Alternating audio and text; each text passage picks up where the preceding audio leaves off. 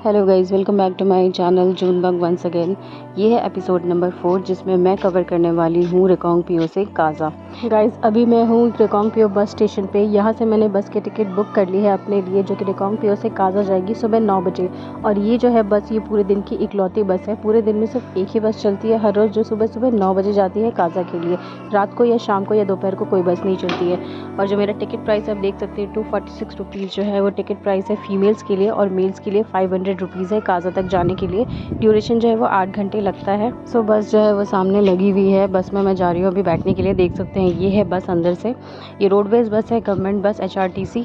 और इस बस में जो है वो क्राउड बिल्कुल भी नहीं होता, क्योंकि मैं ऑफ सीज़न में आई थी। ये भी एक रीज़न है कि यहाँ पे काज़ा जाने के लिए बहुत ही कम क्राउड था। जो भी क्राउड था वो लोकल का क्राउड था। वो बीच रास्ते में ही बस खाली हो गई थी और सिर्फ 3-4 लोग ही बचे थे जो पूरे लास्ट काज़ा तक गए थे। 8 घंटे की जर्नी रहने वाली है और अभी हम नाको पहुंच चुके हैं 4 घंटे बाद। तो नाको आ गए यार। ये नाको है, अरे कहाँ लिखा है? लिखा नाको। 30 मिनट के इस हॉल्ट में जो है हम लोगों ने अपना लंच कर लिया था। मैंने सिड्डू खाया था और यहाँ पे आलू के पराठे वगैरह भी ऑप्शंस है। सिड्डू जो है वो 180 रुपये का यहाँ पे मिल रहा था, जो कि बाकी जगह आपको 100 रुपीज़ का मिलेगा, क्योंकि लोकेशन ही बहुत ही ज़्यादा ऑफ बीट और बहुत हाइट पे है। यहाँ पे आसपास कुछ भी नहीं है, इसलिए जो भी चीज़ें होती है काफ़ी महंगी होती है यहाँ पे। स्टे ऑप्शंस यहाँ पे नहीं है, बट खाना पीना आप अच्छे से खा सकते हैं। छोटी मोटी चीज़ें आप यहाँ से ले सकते हैं। सो लंच ब्रेक के बाद गाइस हम वापस से चल पड़ते हैं काज़ा के लिए। और ये 8 घंटे का सफ़र जो है वो बहुत ही यूनिक है। मैंने इस पर एक ब्लॉग भी डाला हुआ है, आप उस पर चेक कर सकते हैं कि रास्ते के जो व्यूज़ है वो कैसा होने वाला है। इवन वो कंप्लीट नहीं है, लेकिन फिर भी मुझसे जितना हो पाया मैंने उतना अपलोड किया हुआ है। इसमें आपको कुछ भी नहीं दिखने वाला पहाड़ों के सिवा, और इतने ख़तरनाक तरीके के आपको लैंडस्केप्स दिख जाएंगे। और पूरे 8 घंटे लगातार आप यही सब कुछ देखेंगे, कुछ भी आपको बीच में दिखने वाला नहीं है। सो ये बहुत ही एक स्पेशल एक्सपीरियंस है, चाहे आप बाइक से करें चाहे आप HRTC बस से करें। तो पूरा ये 8 और साढ़े 8 घंटे की जर्नी के बाद हम पहुंच जाते हैं काज़ा के बस स्टैंड पे। सो ये है गाइज़, अभी शाम के 6 बज चुके हैं और हम शाम को 6 बजे पहुंच चुके हैं काज़ा। ये उसका बस स्टैंड है और यहाँ पे वॉकिंग डिस्टेंस पे ही आपको स्टे और खाने पीने का ऑप्शंस मिल जाएगा। ये बस स्टैंड जो है ये ओल्ड काज़ा माना जाता है। यहाँ न्यू काज़ा भी है, वहाँ पे भी और अच्छे ज़्यादा रहने के स्टे ऑप्शंस है और खाने पीने का भी वहाँ पे ज़्यादा अच्छा है। और क्योंकि हम ऑफ सीज़न में आए थे तो यहाँ पे सारी प्रॉपर्टीज़ और हॉस्टल्स वो सब कुछ क्लोज था। वो सब जून से ही ओपन होने वाला था। तो ये हमें मिल गया था एक, जिसका प्राइस जो है वो 400 पर रूम था पर पर्सन। तो हमने 4 रूम ऐसे लिए थे 400 में 4 लोगों के लिए। और मैं आपको छत पर का व्यू दिखा देती हूँ।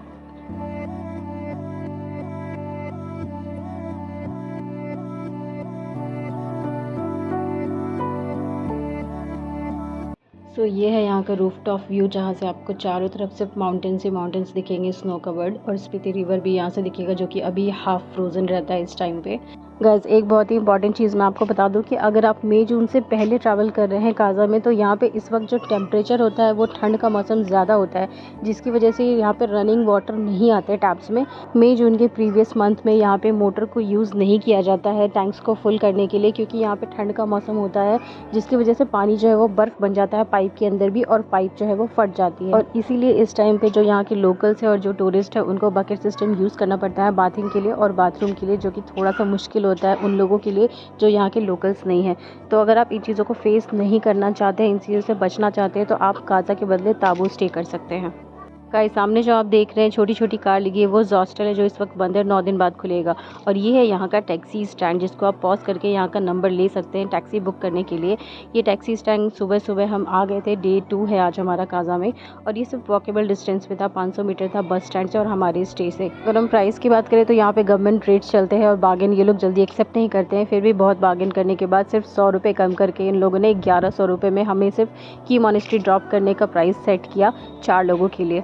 की मॉनेस्ट्री जो है वो 12 किलोमीटर्स के डिस्टेंस पे है टैक्सी स्टैंड और बस स्टैंड से।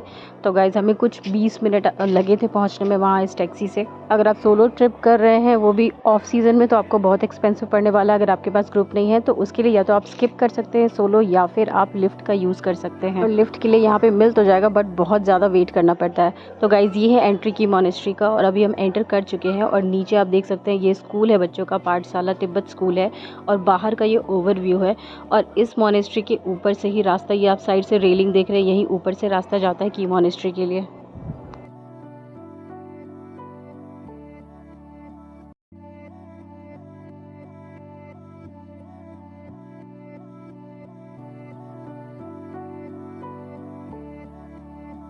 की मोनेस्ट्री लार्जेस्ट मोनेस्ट्री है पूरे स्पीति वैली में, और ये सबसे ज़्यादा लार्जेस्ट ट्रेनिंग सेंटर माना जाता है लामास के लिए।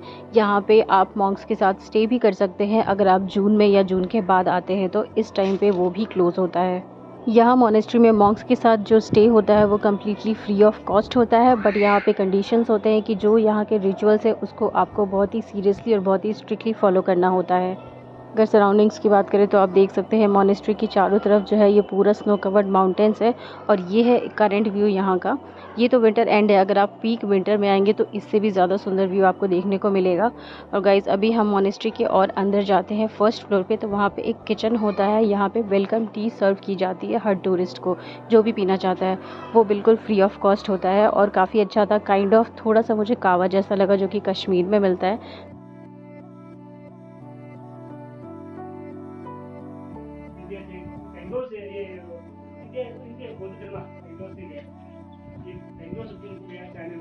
ओए आशुतोष, तुम आ गए तुम।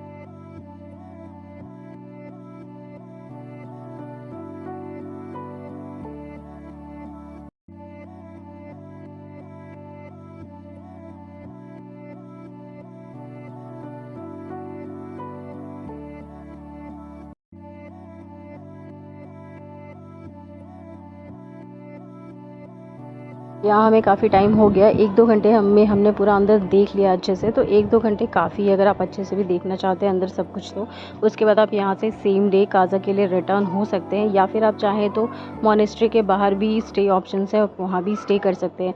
बट क्योंकि ऑफ सीज़न था तो यहाँ पे लगभग प्रॉपर्टीज़ जो थी वो बंद थी।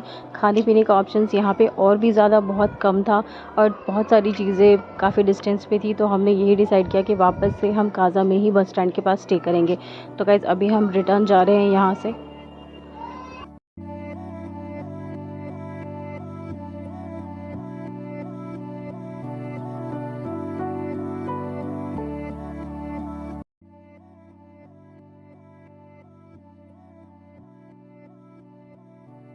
मोनेस्ट्री से एग्ज़िट करते ही बाहर का व्यू बहुत ही ज़्यादा अच्छा था, जहाँ पे मैंने बहुत सारी फ़ोटोज़ क्लिक कराई, वीडियोज़ अपनी शूट करवाए अपने इंस्टाग्राम के लिए, अपने रील्स के लिए। तो यहाँ पे जो है व्यू काफ़ी अच्छा आ रहा था, काफ़ी डीप व्यू था।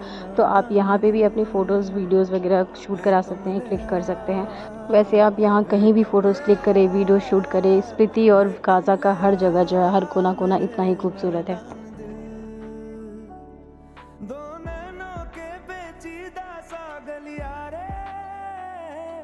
इनमें खोकर तू मिलता है कहाँ, तुझको अंबर से पिंजरे ज्यादा प्यारे।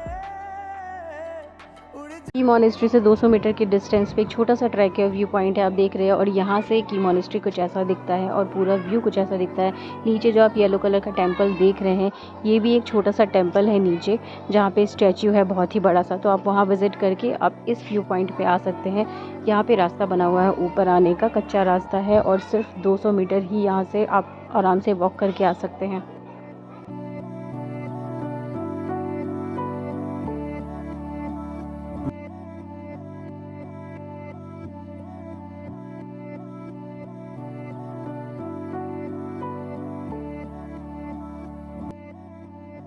वैसे तो गाइज़ लोग घूमने वाले हर जगह ही घूम लेते हैं, लेकिन जिनको पता है वो अच्छे से पता है कि अगर आप स्पीति घूमना चाहते हैं, स्पीति सर्किट कंप्लीट करना चाहते हैं, अगर आप काजा तक आए हैं और स्पीति सर्किट कंप्लीट कर रहे हैं, तो ये अपने आप में ही बहुत बड़ा चैलेंज है। इट्स नॉट ईजी, बहुत दूर है ये, बहुत ही ज़्यादा डिस्टेंस पे है, यहाँ पे आना ही बहुत बड़ा चैलेंज है। तो अगर आप यहाँ पे आते हैं तो जी भर के अपना एंजॉय करें, फ़ोटोज़ क्लिक करवाएँ, वीडियो शूट करें और नेचर को अच्छे से फ़ील करें, क्योंकि यहाँ पे अगर आप आए हैं तो दोबारा आने के लिए आपको फिर से हिम्मत जुटानी पड़ेगी कि इतनी दूर जाना है।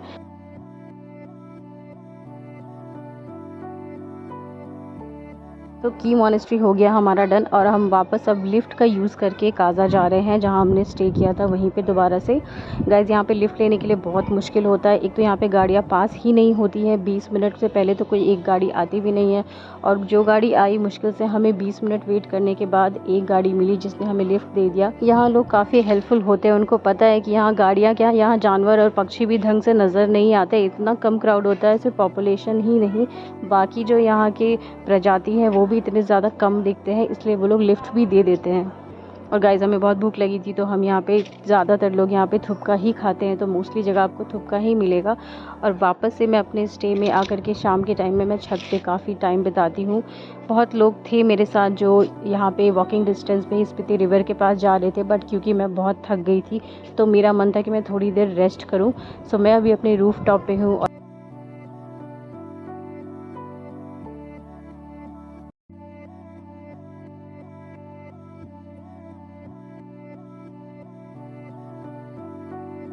मेरे साथ यहाँ 3 लोग और थे, बट इस वक्त मैं नेचर एंजॉय कर रही थी छत पे, क्योंकि मैं काफ़ी टायर्ड फील कर रही थी, मुझे कहीं और जाने का सेम डे मन नहीं कर रहा था।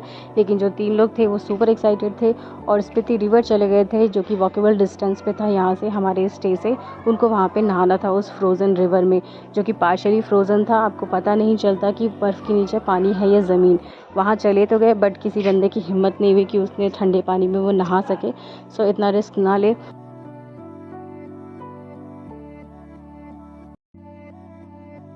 सो गाइज़ अब मैं जा रही हूँ नीचे। नीचे देख सकते हैं बच्चे यहाँ पे जो लोकल्स है वो क्रिकेट खेल रहे हैं यहाँ पे।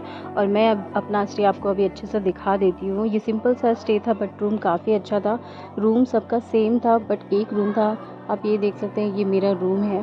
3 रूम जो है वो सेम टू सेम है, बीच में कॉमन एरिया है और एक ये कॉमन रूम है जहाँ पे आप बैठ के बात कर सकते हैं। बट ये भी एज अ रूम बुक करके लिया गया था एक बंदे के थ्रू। सो आज है गाइज़ डे 3 हमारा काजा में, और आज हमने प्राइवेट टैक्सी वापस से बुलाई है लांगजा जाने के लिए। आज का हमारा प्लान है लांगजा जाने का।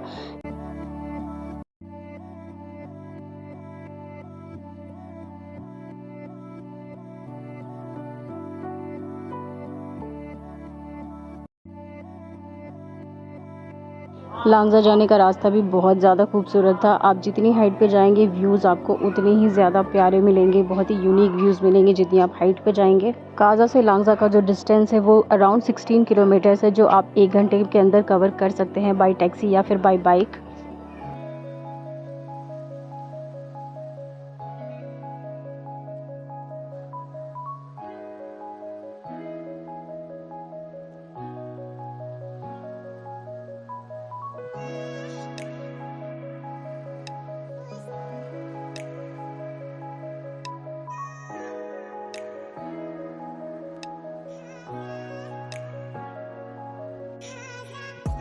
ये रहा दूर से लांगजा का व्यू, और बस हम लांगजा पहुंचने ही वाले हैं 5 मिनट में। बट दूर से जो है लांगजा ऐसा दिखता है।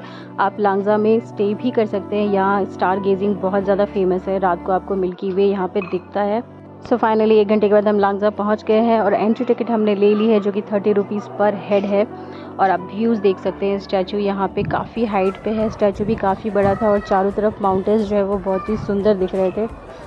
लांगजा जो है वो 14,500 फीट की हाइट पे है, तो काफ़ी हाइटेड है, काफ़ी एल्टीट्यूड पे है ये। यहाँ पे ऑक्सीजन कम होता है, तो यहाँ पे आप जब आएँ तो अच्छे खासा पानी का बॉटल लेकर आएँ, खाते पीते हुए आएँ, वरना आपको हो सकता है कि थोड़ी बहुत सफोकेशन फील हो यहाँ पे। स्टार गेजिंग के लिए भी लांगजा बहुत ज़्यादा पॉपुलर है। स्पीति वैली में बहुत सारे लोग यहाँ पे स्टे करने के लिए आते हैं ताकि वो स्टार गेजिंग कर सके रात को। अगर आपके पास अच्छा फ़ोन या फिर अच्छा कैमरा है तो आप बहुत अच्छी फ़ोटो क्लिक कर सकते हैं स्टार गेजिंग की रात की। नॉर्मल कैमरे से नहीं आने वाला है, एक भी तारा आपको नहीं दिखने वाला फ़ोन में। सो गाइज़ यहाँ पे स्टे के ऑप्शंस भी बहुत सारे ईजिली अवेलेबल है और अफोर्डेबल भी है, बहुत ज़्यादा कॉस्टली नहीं है। फूड ऑप्शंस की बात करें तो यहाँ पे स्टे के अंदर ही आपको फूड भी मिल जाएगा, अच्छा खासा खाना मिलेगा यहाँ पे। यहाँ पे जो ट्रेडिशनल फूड है वो ही आपको मिलेगा यहाँ पे खाने के लिए, पराठे वगैरह भी मिल जाएंगे। और दूसरा, यहाँ ये पूरा रिमोट एरिया है, तो यहाँ पे आपके जो सिम है वो वर्क नहीं करेंगे। यहाँ के जो लोकल्स हैं वो जियो सिम यूज़ करते हैं और उनका रनिंग रहता है, एक्टिव रहता है उनका सिम। तो हो सकता है कि अगर आपके पास जियो सिम है तो वो एक्टिव रहे। बाकी काजा में जो है मेरा एयरटेल था, तो वो तो काफ़ी अच्छा चला था और किसी को नेटवर्क के इश्यूज़ नहीं हुए थे वहाँ पे।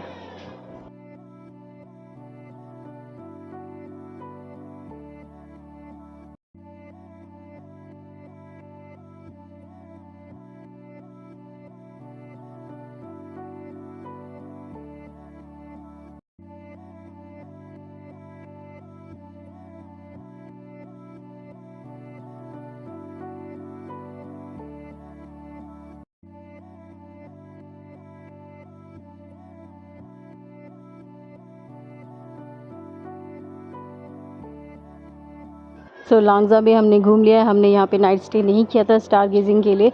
सो गाइज अब हम जा रहे हैं कॉमिक की तरफ, जो इससे भी ऊंची हाइट पे है, 15,000 की फीट पे। लांगजा से कॉमिक का जो डिस्टेंस है वो 10 किलोमीटर का है, जिसको आप आधे घंटे में ईजिली कवर कर सकते हैं बाई टैक्सी और बाइक।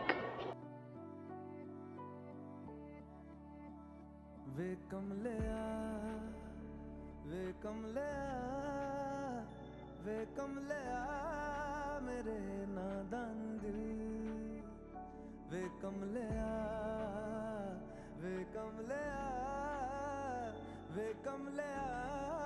मेरे नादान दिल। दो नैनों के पेचीदा सा गलियारे, इनमें खोकर तू मिलता है कहाँ। तुझको अंबर से पिंजरे ज्यादा प्यारे, उड़ जा कहने से सुनता भी तू है कहाँ। गल सुन ले वे कमलिया मेरे नादान दिल, वे कमलिया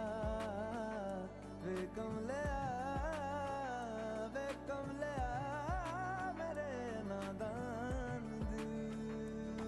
क्या करना है तो प्यार कर, जिद पूरी फिर बार कर कमलिया, वे कमलिया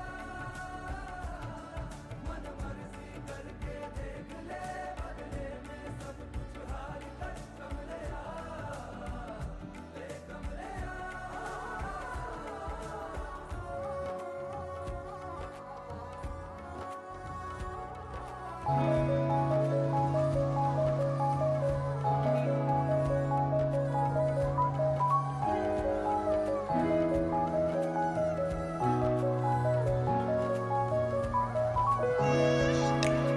सो 20 मिनट की ड्राइव के बाद हम पहुंच चुके हैं कॉमिक, जो कि सबसे हाईएस्ट प्लेस है पूरी स्पीति वैली का, और इसका जो हाइट है वो 15,000 फीट है।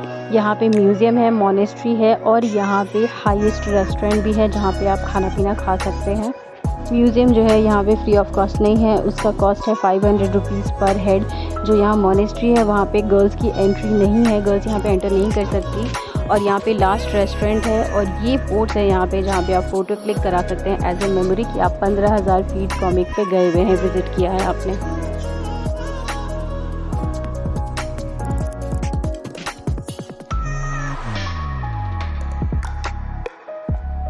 क्योंकि ये 15,000 फीट की हाइट पे है, इसीलिए यहाँ के माउंटेन्स और भी ज़्यादा खूबसूरत दिखते हैं।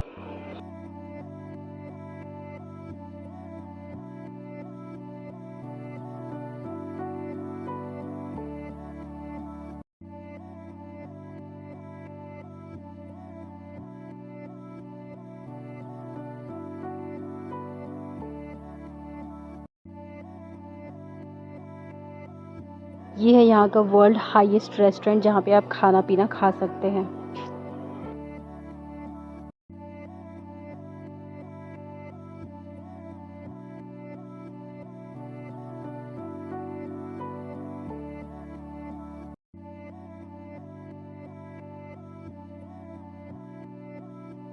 सो कॉमिक के बाद अब हम जा रहे हैं हिकिम, जो कि यहाँ से 3 किलोमीटर के डिस्टेंस पे है, और अब 15 मिनट की ड्राइव के बाद आप इजीली वहाँ पे पहुँच जाएंगे। हिकिम जाने के लिए हमें अब ऊपर नहीं नीचे की तरफ जाना है, क्योंकि इसकी हाइट जो है वो कॉमिक से कम है। इसकी हाइट 14,440 है, ऑलमोस्ट लांगजा की हाइट पे है ये। 15 मिनट की ड्राइव के बाद हम पहुंच जाते हैं हिकिम। गाइस हिकिम जो है वो लाहौल में एक छोटा सा गांव है, और ये स्पीति डिस्ट्रिक्ट में पड़ता है। यहाँ लोग वर्ल्ड हाईएस्ट पोस्ट ऑफिस देखने के लिए आते हैं। ये रेड वाला जो पोस्ट ऑफिस है यही है यहाँ का वर्ल्ड हाईएस्ट पोस्ट ऑफिस, जो लोकेटेड है 14,440 एल्टीट्यूड पे। आप यहाँ पे आज भी चिट्ठी पोस्ट कर सकते हैं अपने किसी दोस्त को या फैमिली को, और चेक कर सकते हैं कि वो कब आता है। बोला जाता है कि वो 13 से 14 दिन में पहुँच जाता है। और ये सामने ही एक छोटा सा रेस्टोरेंट है, ये लोग पूरा दिन यहीं पे रहते हैं, यही इनकी अर्निंग का सोर्स है। तो अगर आप यहाँ पे आते हैं तो चाय कॉफ़ी मैगी जो पॉसिबल है ज़रूर खाएँ। उसके अलावा वहाँ पे कुछ भी नहीं था गाइस। तो अब शाम का टाइम हो रहा था, और अब हमें जाना है ताबो की तरफ, और हमारा स्टे जो है वो ताबो में ही होने वाला है।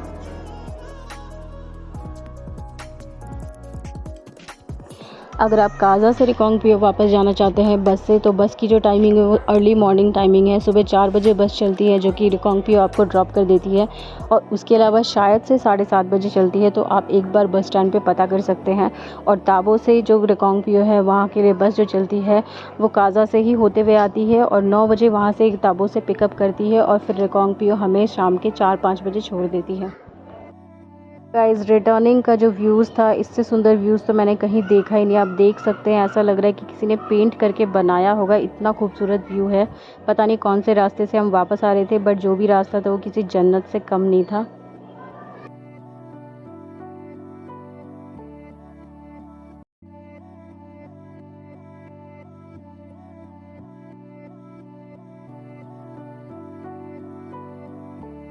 सिक्किम से ताबो का जो डिस्टेंस है वो कुछ 63 किलोमीटर्स का है, जिसको कवर करने में कुछ 2 से ढाई घंटे लगते हैं। बट रोड कंडीशंस की वजह से हमें 3-3.5 घंटे लग गए थे, और रात हो गई थी, रात के 8 बज चुके थे। ताबो में स्टे ऑप्शंस काफ़ी अच्छे हैं, और यहाँ पे रनिंग वाटर भी रहता है, तो यहाँ पे आप बहुत अच्छे से स्टे कर सकते हैं काजा के बजाय। अगर आपको काजा में प्रॉब्लम होती है तो रात का हमारा स्टे वहीं था, और सुबह जहाँ पे हमारा स्टे था वॉकेबल डिस्टेंस पे ये ताबो मोनेस्ट्री है, यहाँ पे हमने विज़िट किया। ये मोनेस्ट्री 1000 साल पुराना है, और आप देख सकते हैं ये इसका बाहर का व्यू है।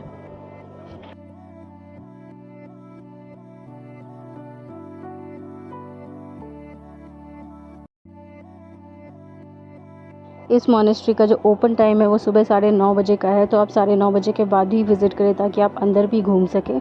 ये मोनेस्ट्री 1000 साल पुराना है, और आप देख सकते हैं पूरा मड से बनाया गया है ये मोनेस्ट्री। लुक वाइज ये बहुत ही ज़्यादा प्रिटी और बहुत ही यूनिक था। पूरे डेजर्ट माउंटेन्स के बीच में ये डेजर्ट कलर का ही ये पूरा मोनेस्ट्री लुक था। काजा में और भी बहुत ज़्यादा टूरिस्ट स्पॉट्स थे जो हमने स्किप कर दिया था विज़िट करना, उसको मैं स्क्रीन पे शो कर दूँगी, आप वहाँ भी विज़िट कर सकते हैं। ऑफ सीज़न में प्लान करने की वजह से हम ये सर्किट कंप्लीट नहीं कर सकते थे, बिकॉज़ काजा से आगे जो भी रूट्स थे वो सब कुछ क्लोज था। वो सब जून एंड में ओपन होने वाला था, या फिर शायद मई एंड में ओपन होने वाला था। सो गाइस, काजा से हम ताबो आ चुके थे, और ताबो में मोनेस्ट्री घूमने के बाद वापस से हम रिकांगपिओ कल्पा जाएंगे, और वापस हम सांगला जाएंगे, और सांगला से जैसे हम शिमला से आए थे तो वाया शिमला हम वापस दिल्ली रीच करेंगे। तो जैसे हमारे जाने का प्रोसेस था, रिटर्निंग का प्रोसेस भी सेम ही होने वाला है। So guys, Spiti valley blog series का वो यहीं पे होता है एंड। ये जो ब्लॉग था ये लास्ट ब्लॉग था। So thank you so much guys for watching this video. उम्मीद करती हूँ कि मैंने काफ़ी इन्फॉर्मेशन इस ब्लॉग में दी होगी जो आपको हेल्पफुल होगा। And thank you so much. मिलते हैं किसी नेक्स्ट ब्लॉग में, तब तक take care, bye bye and see you soon.